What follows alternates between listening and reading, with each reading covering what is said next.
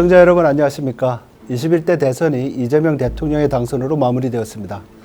새 정부 앞에 놓인 과제들이 참 많습니다. 그 중에서도 가장 중요한 것은 급변하는 세계 정세와 경제 환경 속에서 대한민국이 빠르게 다시 제 위치를 찾는 것이 아닐까 합니다. 경제와 안보가 떼어내올 수 없이 긴밀해지면서 미국과 중국 사이에서 경제적 시기력과 외교 안보적 시기력을 극대화하는 것이 더 어려워졌습니다.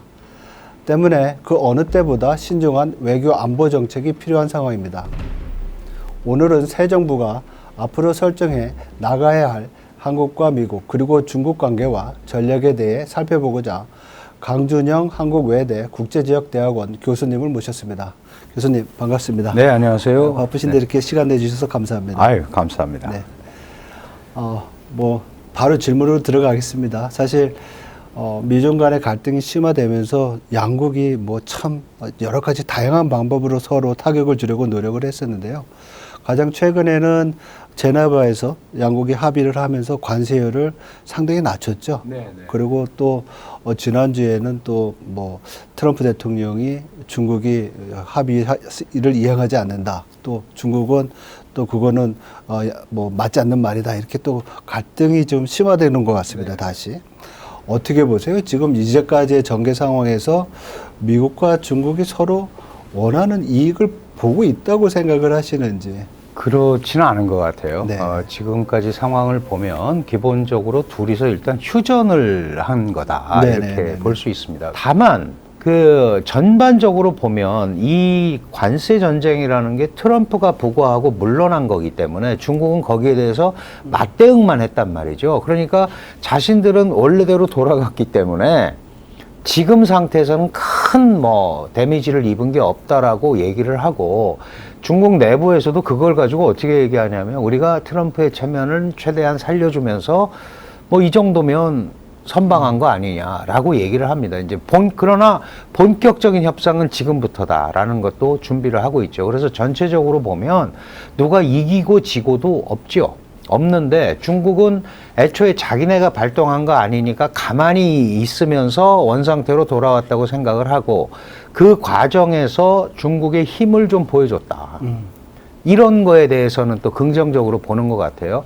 미국은 뒤로 물러났기 때문에 체면이 많이 손상이 됐죠. 특히 중국을 주시하고 있던 EU라든가 이런 데는 야, 우리도 강공으로 나가면 좀 괜찮지 않겠느냐라는 인식을 준 부분이 분명히 있어요. 그래서 그런 면에서 보면 일견 보기에는 트럼프 대통령의 대중 관세 부과는 다시 돌아왔다는 측면에서 미국으로서는 특별한 재미를 못 봤지만 그러나 협상이라는 틀을 놓고 보면 다시 정비해서 강력하게 압박을 할 거기 때문에 이제 평행선에서 다시 시작한다. 저는 이렇게 말씀을 드리고 싶습니다. 예, 맞습니다. 그래서 우리가 그간의 과정들을 보면 그랬던 것 같아요. 상호 관세를 높였다가 낮춘 부분도 있고 또 최근에는 미국 법원이 상호 관세 이 부분에 대해서 긴급 제동을 거뒀죠. 권한 남용 이런 걸 걸었습니다. 근데 거기다 또 이제 철강이랑 알루미늄에 대해서는 또 관세를 다시 올리고 있어요. 그래서 이러한 것들이 제가 볼 때는 중국이 미국에 대해서 강경하게 이제 나오고 이것이 다른 국가들로부터 반발이 이제 좀 생기니까 맞습니다. 혹시 그런 거에 대한 어떤 선제적인 공격이랄까 트럼프 대통령이 그렇게 하는 거 아닌가 이런 생각이 좀 부분이 들어요. 분명히 있습니다. 왜 그러냐 하면 사실은 제네바 합의 끝나고 90일 유예하고 나서 베센트 재무장관이 사실은 이제 총지휘를 하잖아요. 관세 정책을.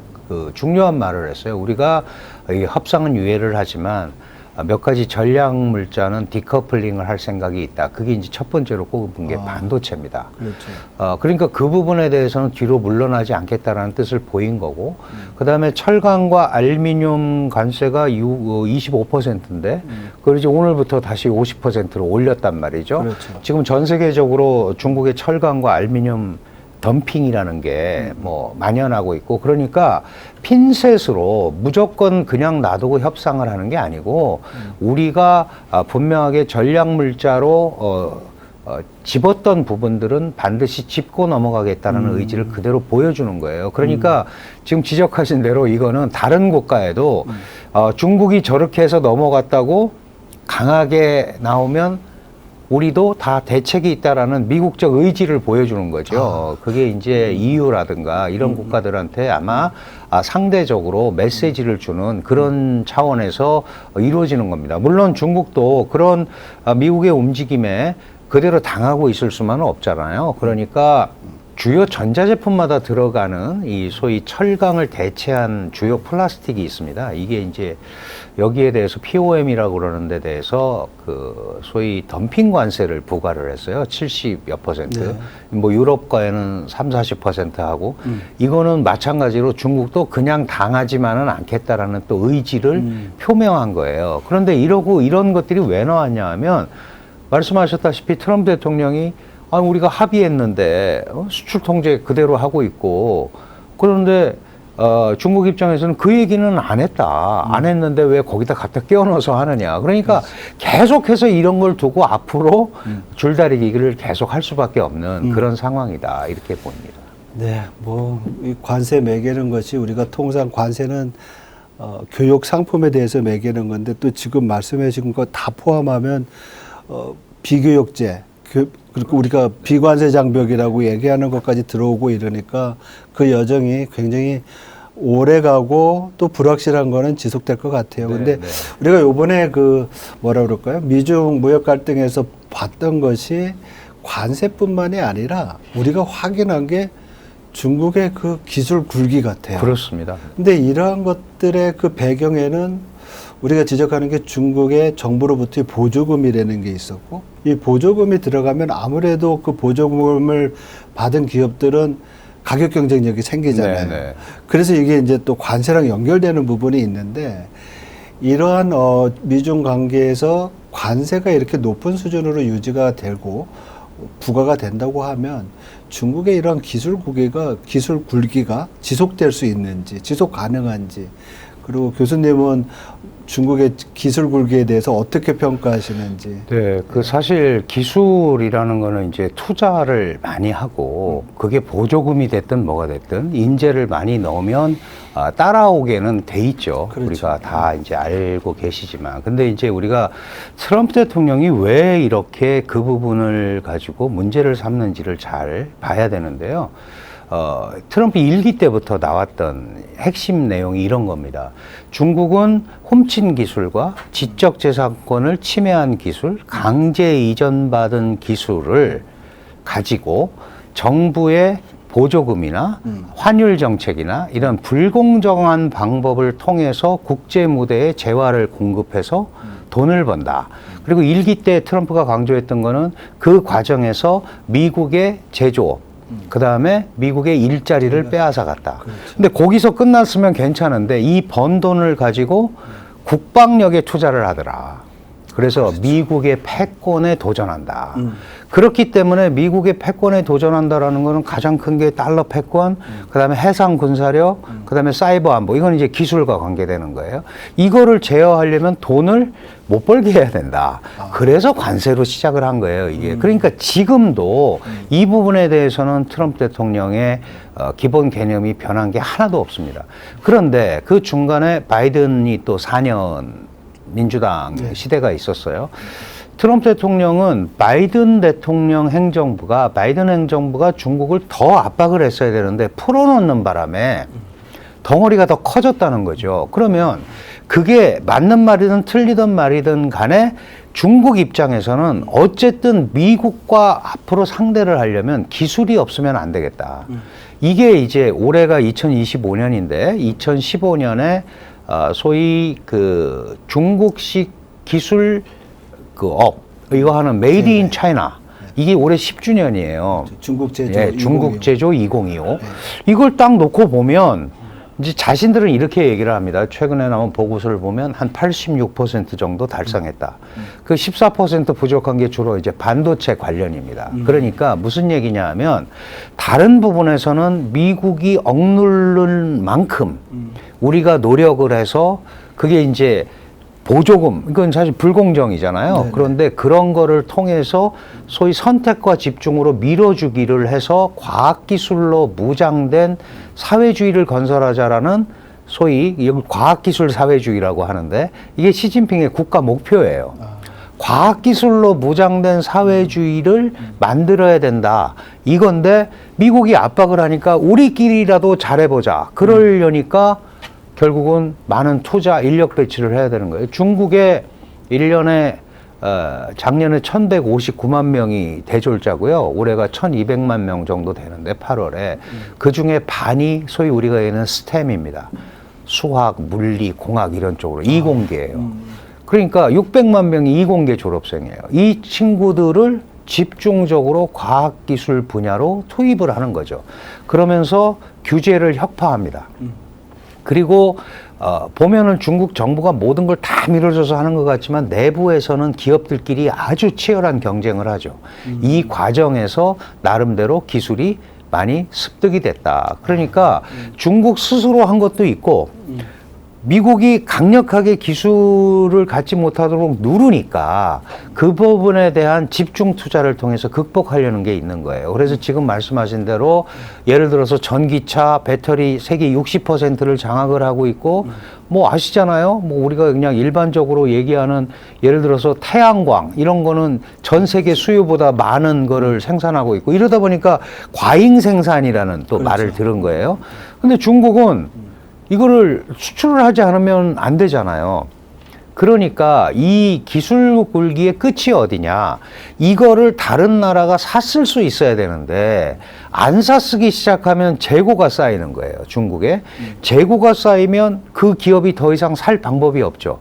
이 재고들을 중국 국내에서 소비하는 게 내수인데 그것도 잘 안 되고 그렇다면 결국은 판로가 개척되지 않으면 중국 경제가 훨씬 불리하게 돼 있는 거예요. 그렇죠. 개선은 할 수 있지만 이게 이제 미국과 어깨를 나란히 하는 국가로 되기에는 문제가 있는데 그럼에도 불구하고 이런 방식을 중국이 포기하지 못하는 이유가 결국은 이게 국가 안정과 관계돼 있고 이런 정부 주도의 제조업이 이루어져야 취업이 해결이 되고 이제 이렇게 안보적인 관점에서 본단 말이죠. 그래서 처음부터 사실은 전 세계가 이제 제조업이 이런 식으로 가면 안 된다는 것 때문에 각 선진국들이 뭐 무슨 2.0, 3.0 이런 걸 내놨잖아요. 우리도 과학기술 발전 그렇죠. 뭐 이런 거 내놓듯이 이거는 독일 인더스트리 4.0 모델을 그대로 받아들인 겁니다. 무슨 얘기냐면 국가 주도의 기술 개발 모델. 이걸 그대로 밀어붙일 수밖에 없고 그 얘기는 앞으로도 계속 표면으로는 어떨지 모르지만 보조금을 주고 정부가 지원하겠다는 의지가 여기 들어있는 거거든요. 그렇다면 이 마찰은 불가피하다. 이렇게 봐야죠. 그러면 되게 이제 전략적인 면까지도 쭉 설명해 주신 것 같은데 설명하는 중에 이제 몇 가지 우리가 짚어봐야 될 게 있는 것 같아요. 뭐냐면 결국 기술 굴기를 통해서 상품을 만들어서 수출을 하는데 그 수출을 미국은 관세를 통해서 이제 억제를 하잖아요. 근데 중국 경제 자체를 놓고 보면 내수 경제도 이제 잘 받쳐줘야 되는데 지금 들리는 보도나 뭐 데이터에 따르면 소비도 안 좋고 부동산 문제 계속 지속 중이고 최근에 나타난 것 중에 하나는 지금 올해 들어서 2월 달부터 중국의 소비자 물가가 전년 동월 대비 마이너스예요. 디플레이션이잖아요. 네네. 생산자 물가도 계속 이제 안 좋았었고 디플레이션까지 가고 이러는데 지금 대외 환경은 계속 악화가 되고 있고 대내 환경이 이렇게 부진하다고 하면 사실 시진핑 주석 입장에서는 굉장히 어려운 거 아닌가. 그렇죠. 그러니까 이러한 정책을 계속 밀어붙이기 위해서 뭔가 하나를 살려야 되잖아요. 그렇게 살리기 위한 노력을 우리가 뭐 부양책이다 뭐다 이제 생각을 할 수 있는데 부양책도 보면 그 옛날처럼 과감하지 않아요. 네네. 여기에 대해서는 교수님이 왜 그런지 전망은 어떤지 좀 사실은 이제 아주 중요한 점을 지적을 해주셨는데 중국이나 미국이나 급하긴 마찬가지입니다. 그런데 아까 말씀드렸다시피 중국은 물건을 제조해서 팔아야 되는 입장이고 물론 14억 명의 거대 시장을 가지고 있지만 그게 그러한 물건들에 대한 구매력을 갖고 있는 건 아니거든요. 특히 뭐 중국이 저가 제품도 있지만 사실 상당한 과학기술 함량이 들어가 있는 이제 중고가 제품도 많이 있는데 그거를 전 중국에 한 번에 다 뿌리기는 굉장히 어렵습니다.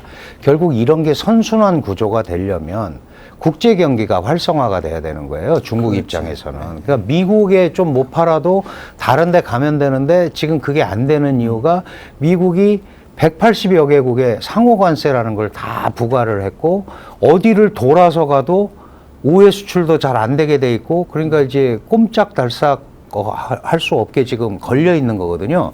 근데 중국은 무슨 생각을 하냐면 그렇게 언제까지 갈 수 있겠냐라는 생각을 하는 거죠. 그렇죠. 미국이. 그렇죠. 그래서 이제 그게 소위 지구전입니다. 버텨보자. 우리가 언제 뭐 미국이 우리한테 우호적으로 한 적이 있느냐.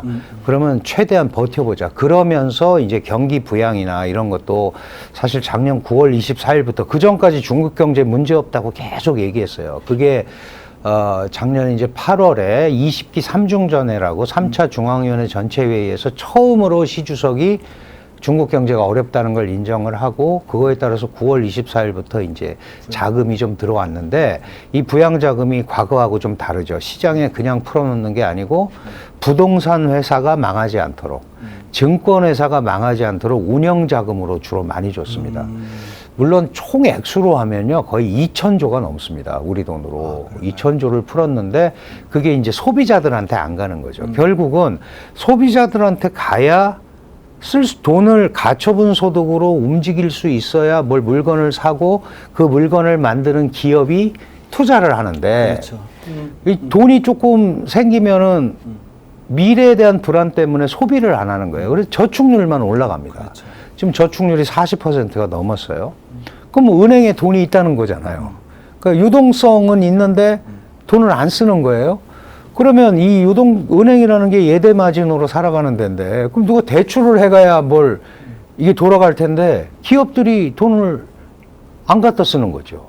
그래서 돈이 지금 잠겨 있는 상태입니다. 아주 쉽게 얘기하면. 그럼에도 불구하고 중국 정부가 계속 얘기하는 건 우리는 3조 4천억 달러에 달하는 외환 보유고가 있고 쉽게 무너지지 않을 거고 그러니까 조금 버텨보자. 미국도 한없이 저렇게는 못 갈 거다. 까지가 현재 중국이 생각하는 시나리오예요. 근데 이거는 매우 불안정한 시나리오죠. 그렇죠. 특히 중국 입장에서 볼 때 이런 것들이 장기화되면 민생이 어렵게 돼 있고 불만이 나오게 돼 있습니다. 지금은 그걸 표현할 수 있는 방법이 거의 없죠. 중국에서는. 일당이 완전히 모든 걸 통제하고 있기 때문에. 그러나 그래서 제가 이제 예. 그거 질문 드리고 싶었던 부분이에요. 근데 이제 경기가 나빠지면 우리가 제일 걱정되는 게 실업이 늘어나잖아요. 네, 맞습니다. 지금 네. 대학생을 제외한 뭐 대도시에서 청년층의 실업률이 거의 16% 정도 된다고 그래요. 뭐 과거 높았던 데보다는 적지만 아주 많은 편이잖아요. 굉장히 높은 편이고 이러한 경제적 문제가 이제 결국은 사회 문제가 될 것이고 사회 문제가 되면 일당의 어떤 독재라고는 하지만은 중국 공산당도 신경을 쓸 수밖에 없잖아요. 그리고 시진핑 주석도 2027년 되면 또 뭔가를 결정해야 되잖아요. 이런 데에 따른 어떤 중국의 어떤 정치적인 어떤 가버넌스에 대한 도전이나 아니면 뭐 불안정성 이것도 이슈가 될 것 같고요. 앞으로 또 미국도 보면은 내년도 중간선거 있잖아요. 트럼프 대통령이 이런 상황에서 계속 이런 어떤 관세 드라이브를 가져갈 수 있을지. 그래서 어떻게 보면 중국과 미국에서의 어떤 리더십에 있어서의 어떤 문제점, 그거의 현 상황에 대한 진단은 또 교수님 어떻게 하고 계신지요? 그 미중은 뭐 일부 심하게 얘기하시는 분들은 미중은 카르텔이다. 그래서 결국 진짜 그릇 깨는 싸움은 하지 않을 거다. 그게 원래 중국어에도 있습니다. 투이불파라고 싸우기는 하되 그릇을 깨지 않는다.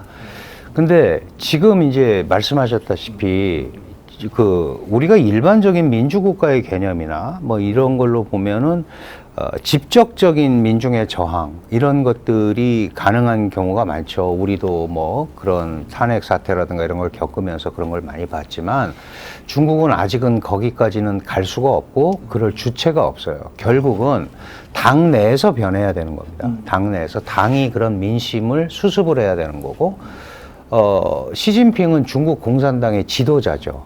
그러니까 제가 이제 이런 말씀을 약간 좀 강하게 하는 부분도 있는데 시진핑은 내려올 수 있어도 공산당은 내려오면 안 되는 거죠.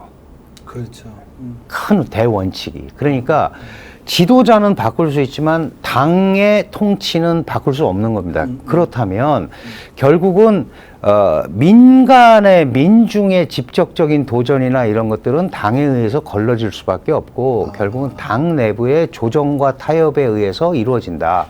제가 이제 이런 말씀을 드리니까 시진핑 권력이 얼마나 막강한데 그러느냐라고 말씀을 하시지만 실제로 자오즈양, 호야오방 이런 사람들도 한 기밖에 못했어요. 그렇죠. 그리고 조자양이라는 분은 천안문 사태 처리를 너무 유하게 했다라는 걸로 물러났죠. 그러고 올라온 사람이 장저민입니다.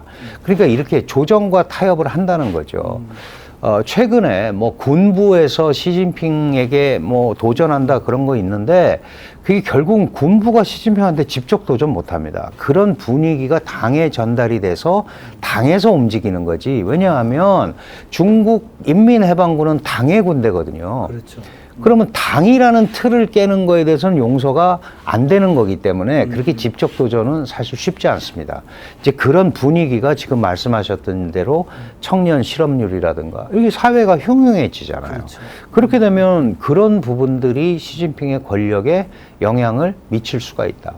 그리고 어쨌든 지금까지 나오는 흐름을 보면 지금 세 번째인데 첫 번째, 두 번째, 특히 두 번째 때보다는 통제력이 그립이 조금 약해진 거 아니냐라는 생각을 하는 시각들이 많이 생겼죠. 그래서 최근에 군부 숙청이나 이런 것들도 보면 자신들의 그 인맥들도 과감하게 지금 하고 있거든요.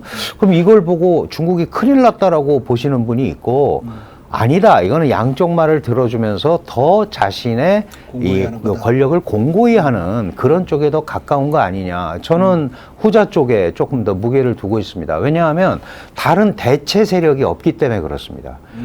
왜냐하면 이걸 중간에 조정할 거나 예를 들어서 이전에는요. 기억하시겠습니다마는 뭐 장저민 리펑 체제, 호진타오 원자바오 체제 이렇게 얘기했어요. 당 총서기와 공무원 총리 체제. 그렇죠. 그리고 처음에는 시진핑 리커창 체제 그랬잖아요.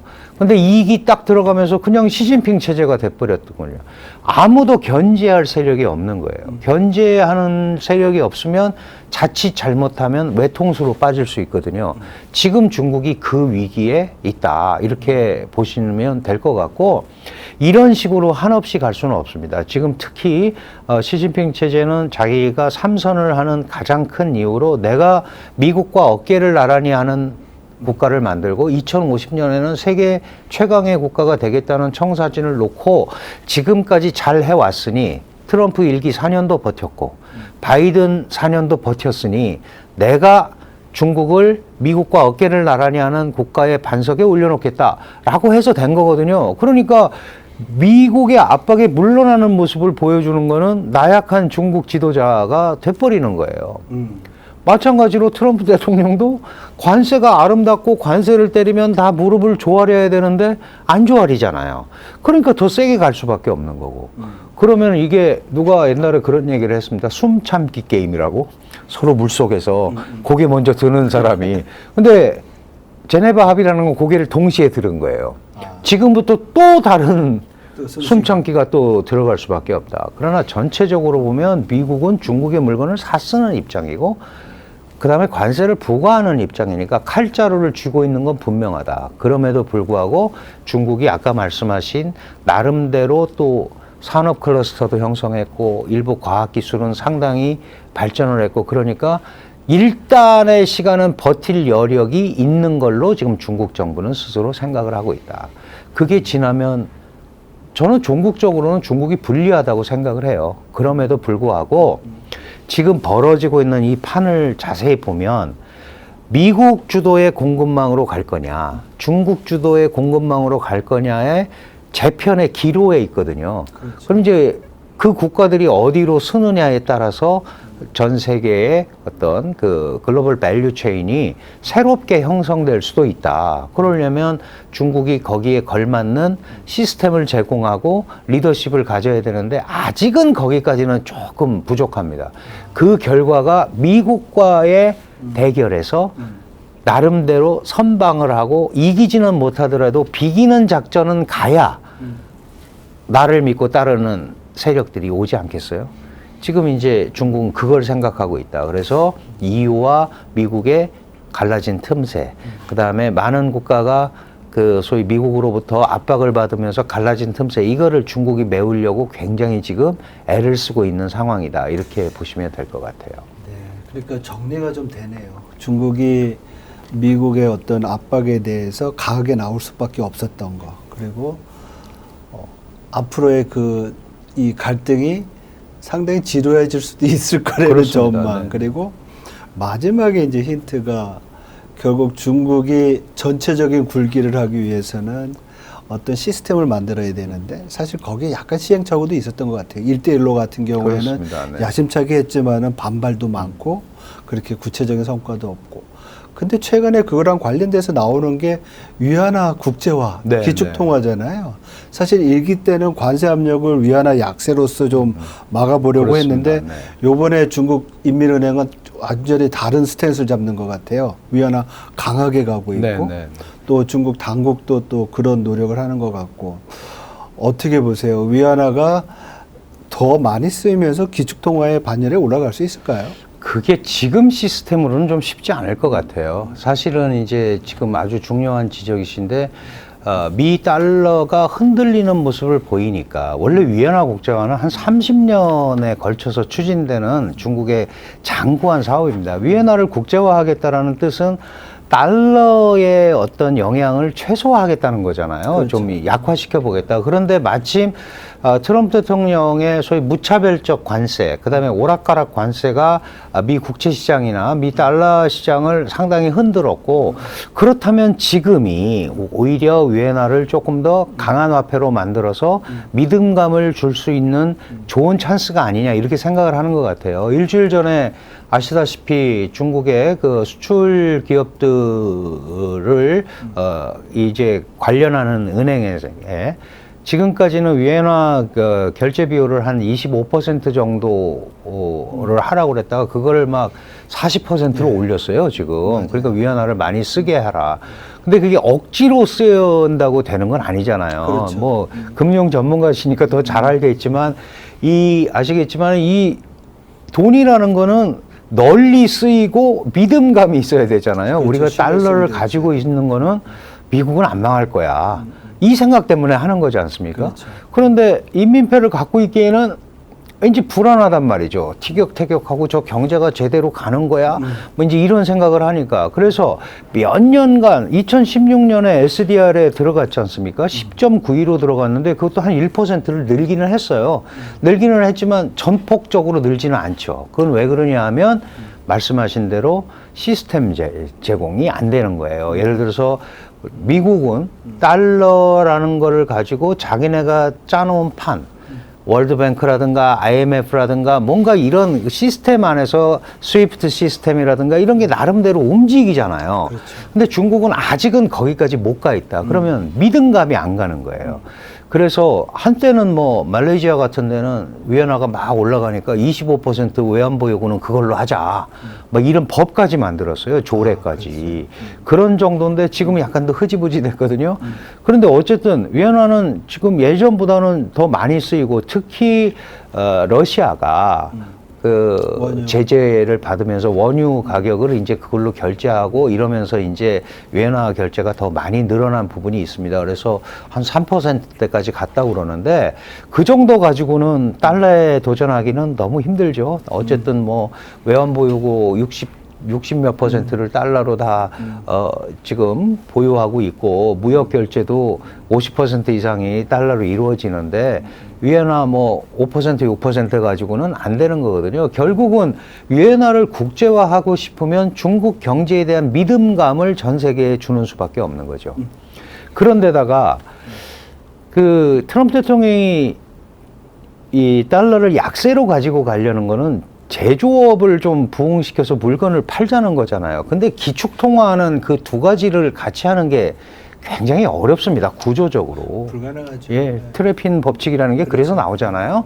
결국은 안 되는 건데, 그럼 중국은 그거를 양쪽 거를 다 해봐? 그런 건 아니죠. 그거는 무슨 역풍을 맞을지 모릅니다. 그래서 그런 것까지는 생각을 안 하고 아직은 이 위엔화의 어떤 보편적 월드와이드 유즈라고 하는 사용 범위를 최대한 늘리면서 미국 거를 지금 바라보고 있는 그런 정도의 상황이다. 국제화되면 좋지만 쉽지는 않을 겁니다.